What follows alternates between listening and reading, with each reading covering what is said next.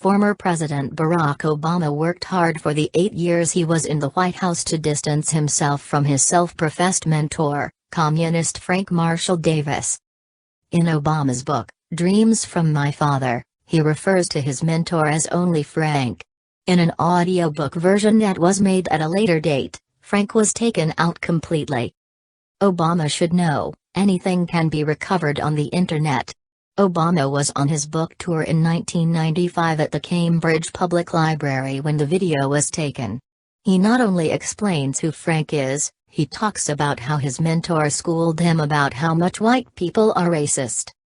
Obama explains that the portion in his book about me having a conversation with a close friend of my maternal grandfather, a close friend of Gramps, a black man from Kansas, named Frank.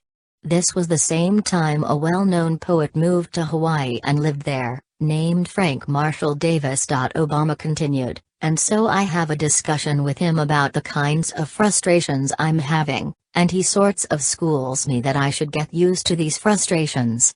In his highly controversial material, Obama describes how his view of the world as a teenager was.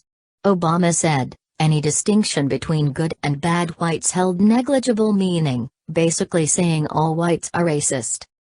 Anyone who felt that his view of the world was wrong, or said he was just being paranoid, was the equivalent to them calling Obama the N-word. Frank Marshall Davis was a former member of the Communist Party USA, who managed to accumulate a 600-page dossier of his activities from the FBI as well as place him on the Bureau's security index, which means he could have been arrested at any time. Marshall's poetry included one lovely passage where he called Jesus the N-word, as well.